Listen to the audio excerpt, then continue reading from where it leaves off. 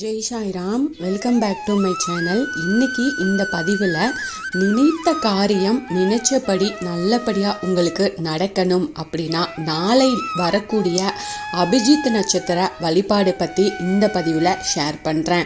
திருவோண நட்சத்திரமான பெருமாளுக்குரிய நட்சத்திரம் வந்த பிறகு ஒரு குறிப்பிட்ட நேரத்துக்கு மட்டும் இருக்கக்கூடிய நட்சத்திரம் தான் அபிஜித் நட்சத்திரம். இது ரொம்ப சிறப்பு வாய்ந்த நட்சத்திரம்னே சொல்லலாம். இந்த நட்சத்திரம் இருக்கக்கூடிய நேரத்தில் நாம் என்ன செஞ்சாலும் அது நமக்கு அதிர்ஷ்டத்தையும் யோகத்தையும் கொடுக்கும் அப்படின்னு புராணத்தில் சொல்லியிருக்காங்க.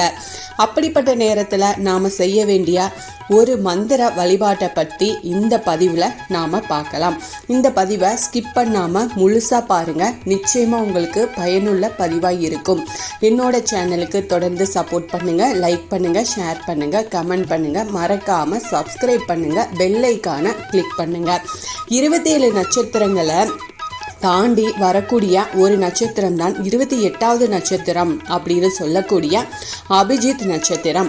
இந்த அபிஜித் நட்சத்திரம் அப்படிங்கிறது கிருஷ்ண பகவானுக்குரிய நட்சத்திரமாக சொல்லப்படுது. இந்த நட்சத்திரம் ஒரு குறிப்பிட்ட நேரத்தில் மட்டுமே திகழக்கூடியது. இந்த நட்சத்திர நேரத்தில் நாம் செய்யக்கூடிய ஒரு எளிமையான வழிபாடு நாம் நினைச்சதை அப்படியே நிறைவேற்றக்கூடிய சக்தி அதுக்கு இருக்கு. அந்த வழிபாட்டை பற்றி நாம் இந்த பதிவில் பார்க்கலாம். இந்த அபிஜித் நட்சத்திரம் அப்படிங்கிறது ஏப்ரல் மாதம் 21ஆம் தேதி, அதாவது நாளைக்கு 21ஆம் தேதி மதியம் 12:25 மணிக்கு ஆரம்பிக்குது, 12:50 மணிக்கு நிறைவடையுது.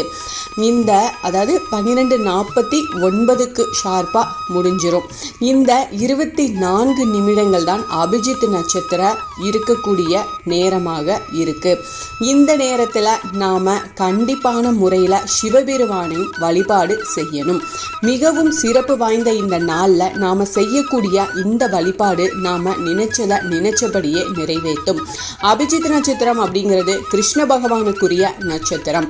திங்கட்கிழமை சிவபெருமானுக்குரிய கிழமை. அன்றைய தினம் தேய்பிரை அஷ்டமியும் வருது. அப்படிங்கிறதுனால அது காலபைரவருக்கும் உகந்த நாளாக இருக்குது.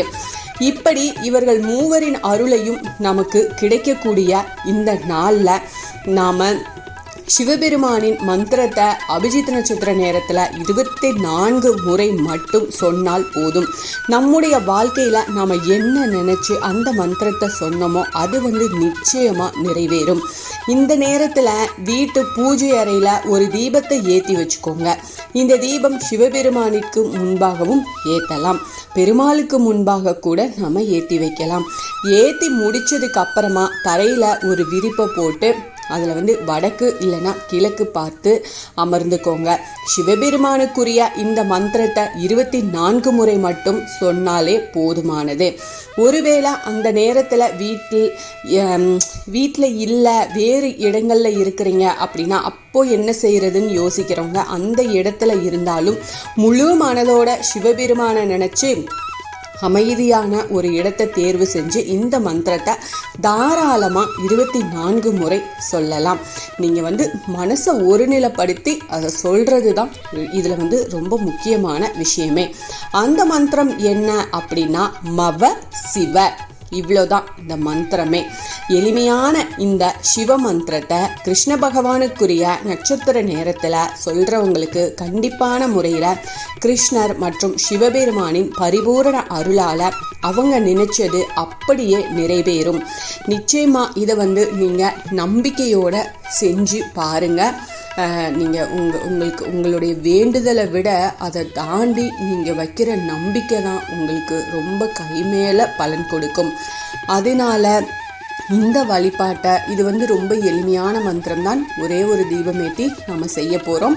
இதே வெளியில் இருந்தோம் அப்படின்னா நம்ம மனசை ஒருநிலைப்படுத்தி 24 முறை மட்டும் அந்த மந்திரத்தை சொல்லுங்கள். நீங்கள் என்ன காரியம் நடக்கணும்னு நினச்சிங்களோ அந்த காரியத்தை இப்போ மனசில் நிறுத்தி அந்த பிரார்த்தனையை பண்ணுங்க. நிச்சயமாக உங்களுக்கு அந்த காரியம் கைகூடும். அதனால் நீங்கள் எதை பற்றியும் கவலைப்படாதீங்க.